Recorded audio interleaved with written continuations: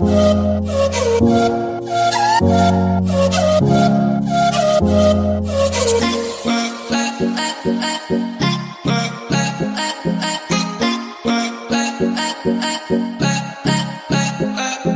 Friends, tips and ട്രിക്സിൻ്റെ മറ്റൊരു വീഡിയോയ്ക്ക് എല്ലാ കൂട്ടുകാർക്കും ഒരിക്കലും കൂടി സ്വാഗതം.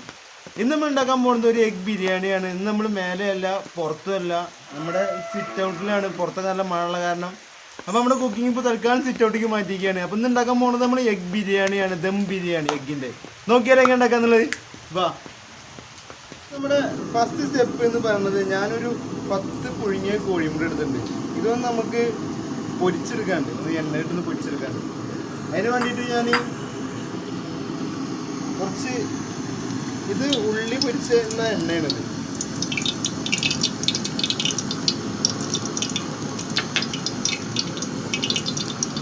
അതിലേക്ക് 1 ടീസ്പൂണോളം മുളക് പൊടി, ഒരു 1/2 ടീസ്പൂണോളം മഞ്ഞൾപ്പൊടി, ഇതൊന്നിട്ടൊന്ന് ജസ്റ്റ് ഒന്ന് ഇളക്കി കൊടുക്കാം. ഇതിലേക്ക് നമ്മൾ പുഴുങ്ങി വെച്ചിട്ടുള്ള കോഴിമുട്ട ഒന്ന് ആഡ് ചെയ്യാം.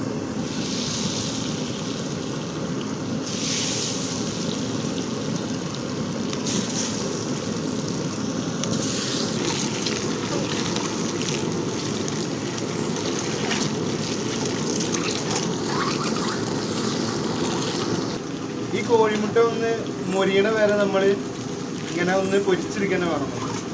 ഇത് പൊട്ടിത്തെറിക്കും, അപ്പോൾ നമ്മൾ ശ്രദ്ധിക്കണം ഫ്രണ്ട്സ്. അപ്പോൾ നമ്മുടെ കോഴിമുട്ട നല്ലതുപോലെ തന്നെ മൊരിഞ്ഞ് കിട്ടിയിട്ടുണ്ട്. നമുക്കത് വേറെ പാത്രത്തിലേക്ക് മാറ്റി വെക്കാം. അപ്പോൾ ഫ്രണ്ട്സ്, നമ്മുടെ കോഴിമുട്ട നല്ലതുപോലെ തന്നെ പൊരിച്ചെടുത്തിട്ടുണ്ട്. കണ്ടില്ലേ, ഈ ഒരു ലെവലിലേക്ക് നമ്മൾ കോഴിമുട്ട ഫുള്ളായിട്ട് കിട്ടിയിട്ടുണ്ട്. അപ്പോൾ ഇനി നമുക്ക് ഇതിലേക്കുള്ള മസാല നമുക്ക് റെഡിയാക്കാം. അതിലേക്ക് വേണ്ടി ഞാൻ ആദ്യം കുറച്ച് പൊരിച്ച ഉള്ളിയുടെ എണ്ണയാണ് ഞാൻ പറയുന്നത്. അതുപോലെ തന്നെ അതിലേക്കൊരു 6 വലിയ ഉള്ളി,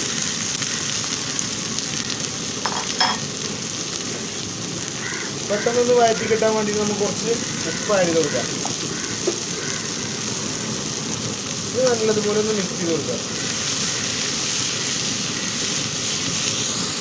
ഫ്രണ്ട്സ്. അപ്പോൾ നമ്മുടെ ഉള്ളി ഒന്ന് വാടി വന്നിട്ടുണ്ട്. അതിലേക്ക് നമ്മൾ ഇഞ്ചിയും വെളുത്തുള്ളിയും ചതച്ചത്, അതുപോലെ തന്നെ പച്ചമുളക് ചതച്ചത്, ഇതൊന്ന് നമുക്ക് ഇതിൻ്റെ ആ ഒരു സ്മെല്ലൊന്ന് മാറണ വരെ നമുക്ക് ഒന്നുകൂടി ഒന്ന് മിക്സ് ചെയ്തിട്ട് വേവിച്ചെടുക്കാം. വെളുത്തുള്ളിയും പച്ചമുളകിൻ്റെ ഒക്കെ ആ ഒരു മണം മാറി വന്നിട്ടുണ്ട്. നമുക്ക് അതിലേക്ക് ഒരു 4 തക്കാളി ചെറിയ കഷ്ണങ്ങളാക്കി അരിഞ്ഞത്. ഇനി ഇതുകൂടി ഒന്ന് നമുക്ക് വേഗണ വരെ ഒന്ന് മിക്സ് ചെയ്തെടുക്കാം. അപ്പോൾ ഫ്രണ്ട്സ്, നമ്മുടെ ഉള്ളി തക്കാളി നല്ലതുപോലെ തന്നെ വാടി വന്നിട്ടുണ്ട്. അതിലേക്ക് നമുക്ക് ഒരു 1.25 ടീസ്പൂണോളം മുളകും പൊടി, ഒരു 3/4 ടീസ്പൂണോളം മഞ്ഞൾപ്പൊടി, പിന്നെ ഒരു 1 ടീസ്പൂണോളം നമ്മുടെ ബിരിയാണി മസാല. അപ്പോൾ ഇതൊന്നും കൂടി നമുക്കൊന്ന് മിക്സ് ചെയ്തെടുക്കണം.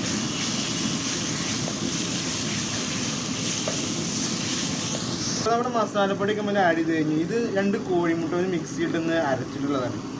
അതുകൂടി ഒന്ന് നമുക്ക് ചേർത്ത് കൊടുത്തിട്ട് നല്ലതുപോലെ ഒന്ന് മിക്സ് ആക്കി എടുക്കണം.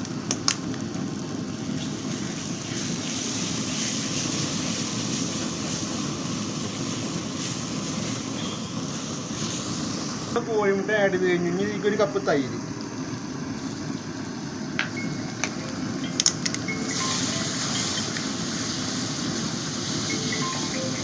അപ്പോൾ നമ്മൾ തൈര് മിക്സ് ചെയ്യുന്നത്. ഇനി ഇതിലേക്ക് നമുക്കൊരു പുതിനയിലയും അതുപോലെ തന്നെ മല്ലിയിലയും, പിന്നെ കുറച്ച് പൊരിച്ച ഉള്ളി.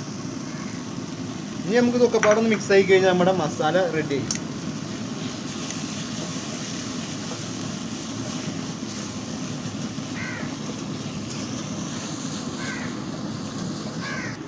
അപ്പോൾ നമ്മുടെ മസാല റെഡി ആകുമ്പോൾ ലാസ്റ്റ് ഇടാനുള്ളത് നമ്മുടെ പൊരിച്ച് വെച്ചിട്ടുള്ള കോഴിമുട്ട.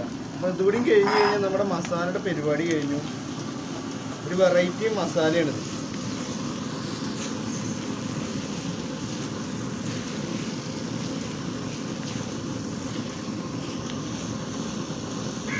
ഇനി നമുക്ക് ചോറ് റെഡിയാക്കണം. അപ്പോൾ നമ്മുടെ മസാല ഇവിടെ റെഡി ആയിട്ടുണ്ടെങ്കിൽ നമുക്ക് ഇതിനുള്ള ചോറ് തയ്യാറാക്കാം. അപ്പോൾ ഫ്രണ്ട്സ്, നമ്മുടെ മസാല അവിടെ റെഡി ആയിട്ടുണ്ട്. ഇപ്പോൾ നമ്മൾ അടുപ്പത്ത് ചോറ് വെക്കാനുള്ള ചെമ്പും വെച്ചിട്ടുണ്ട്. അതിലേക്കൊരു കുറച്ച് ഡാൽഡ, അതുപോലെ തന്നെ കുറച്ച് സൺഫ്ലവർ ഓയിലും ആഡ് ചെയ്ത് കൊടുക്കുക.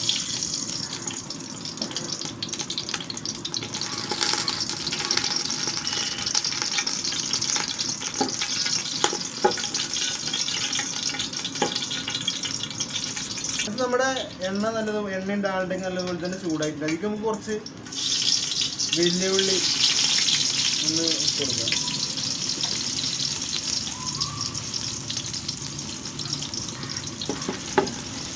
ഈ വലിയ ഉള്ളി ജസ്റ്റ് ഒന്ന് മൂത്ത് വരുമ്പോൾ നമുക്ക് നമ്മുടെ മസാലകളൊക്കെ ഒന്ന് ഇട്ട് കൊടുക്കുക. ബിരിയാണി മസാല പോലത്തെ മസാല ഉണ്ടല്ലോ,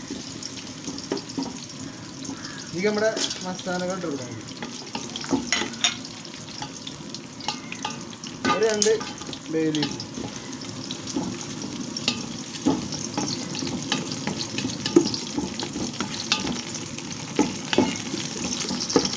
അപ്പോൾ ഫ്രണ്ട്സ് നമ്മുടെ മസാലയൊക്കെ ഒന്ന് ഉള്ളിയൊക്കെ നല്ല മൂത്തുണ്ട്. അപ്പോൾ അതിന് നമ്മൾ കഴുകി വെച്ചിട്ടുള്ള അരി വെച്ചത്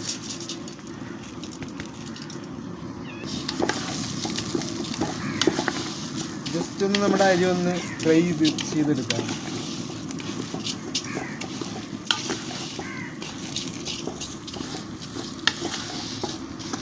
അപ്പോൾ ഫ്രണ്ട്സ് നമ്മുടെ അരി ഒന്ന് ഫ്രൈ ആയി കിട്ടിയിട്ടുണ്ട്. അതിലേക്ക് നമ്മൾ ചൂടുവെള്ളമാണ് പറഞ്ഞത്. ഞാനിപ്പോൾ എടുത്തിട്ടുള്ളത് 1.5 കപ്പ് അരിയാണ് ഞാൻ എടുത്തിട്ടുള്ളത്. കപ്പ് മീൻസ് അത് ഞാൻ എടുത്തിട്ടുള്ള അരിക്കണക്ക് 1.5 കപ്പാണ്. അപ്പോൾ അതിനനുസരിച്ചൊരു 3 കപ്പ് വെള്ളം ഞാൻ പറഞ്ഞു കൊടുത്തില്ല, ചൂടുവെള്ളം. പിന്നെ അധികം നമ്മൾ കല്ലുപ്പാണ് ഇട്ട് കൊടുക്കുന്നത്.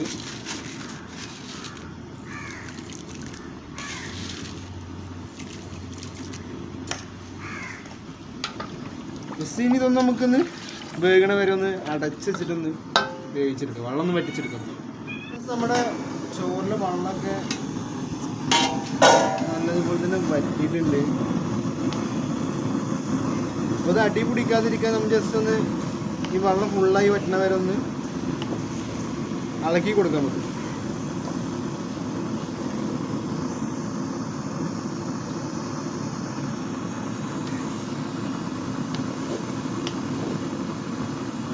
അപ്പോൾ ഫ്രണ്ട്സ് നമ്മുടെ റൈസ് നല്ലതുപോലെ വെന്തിട്ടുണ്ട്. ഇനി നമുക്കിത് ദമ്മിടേണ്ടതാണ്. അപ്പോൾ ഒന്ന് മാറ്റി വെക്കാൻ പറ്റും. അപ്പോൾ ഫ്രണ്ട്സ് നമ്മുടെ ദമ്മിടാൻ വേണ്ടി ഒരു പത്തിരിച്ചട്ടിയുടെ മുകളിൽ നമ്മുടെ ചെമ്പ് വെച്ചിട്ടുണ്ട്.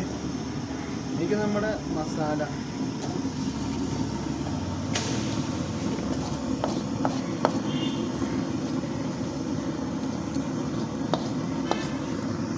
അതിൻ്റെ മേലെ കുറച്ച് പുതിന, അതുപോലെ തന്നെ മല്ലിയില, പിന്നെ കുറച്ച് പൊരിച്ച ഉള്ളി. നമുക്കിതിൻ്റെ മേലെ ഫുള്ള് റൈസും ഇട്ട് കൊടുക്കാം.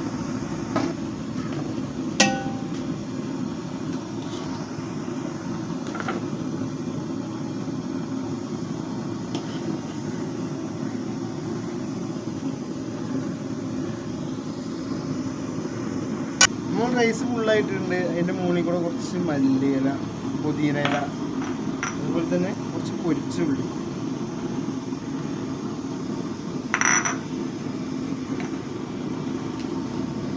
പിന്നെ ഇത് നമ്മുടെ റോസ് വാട്ടറും മഞ്ഞൾപ്പൊടിയും പാടെ ആഡ് ചെയ്തിട്ടുള്ള കളറാണ്. അത് നേരെ കൂടെ ജസ്റ്റ് ഒന്നിങ്ങനെ പറഞ്ഞു കൊടുക്കുക.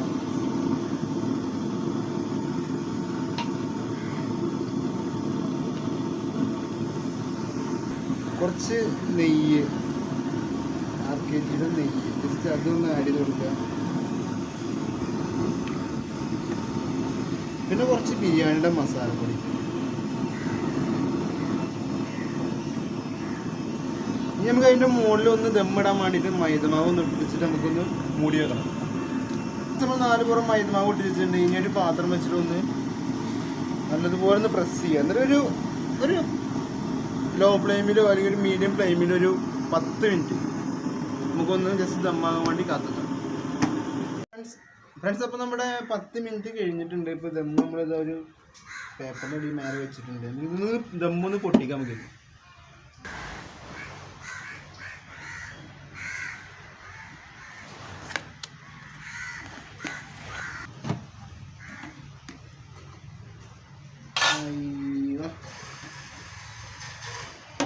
അപ്പോൾ ഫ്രണ്ട്സ് നമ്മുടെ ബിരിയാണിയുടെ നല്ല അടിപൊളി മണം വരുന്നുണ്ട്. റൈസൊക്കെ കണ്ടില്ലേ, കറക്റ്റായിട്ട് തന്നെ വേറിട്ട് നിൽക്കുന്നുണ്ട്.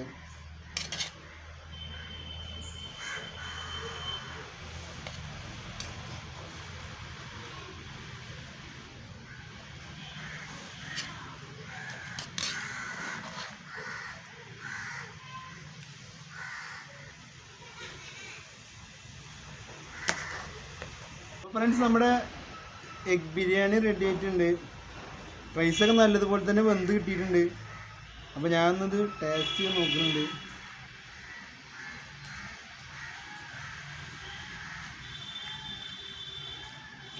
ഒരു വെറൈറ്റി ടേസ്റ്റ്. കാരണം എന്താ വെച്ചാൽ നമ്മൾ ചിക്കനും ബീഫൊക്കെ തിന്നിട്ട് ഒരു എഗ് കൊണ്ടൊക്കെ ചെയ്യുമ്പോഴേ ഒരു വെറൈറ്റി ടേസ്റ്റ്. അതുപോലെ തന്നെ നമ്മൾ അരച്ചിട്ടുണ്ടല്ലോ ഒരു എഗ്ഗ്, അതിൻ്റെ ഒക്കെ ആ ഒരു ഇത് പ്രത്യേകിച്ച് വേറെ കിട്ടുന്നുണ്ട്.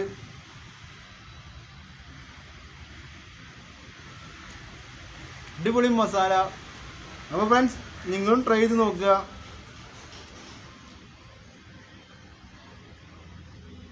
അതുപോലെ തന്നെ വീഡിയോ ഇഷ്ടപ്പെട്ടു ലൈക്ക് ചെയ്യാം, ഷെയർ ചെയ്യുക, നിങ്ങളുടെ അഭിപ്രായം കമൻറ്റ് ചെയ്യാം.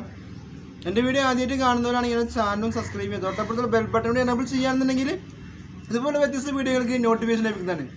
അപ്പോൾ വീണ്ടും ഒരു വീഡിയോ കാണുമ്പോഴേക്കും ബൈ.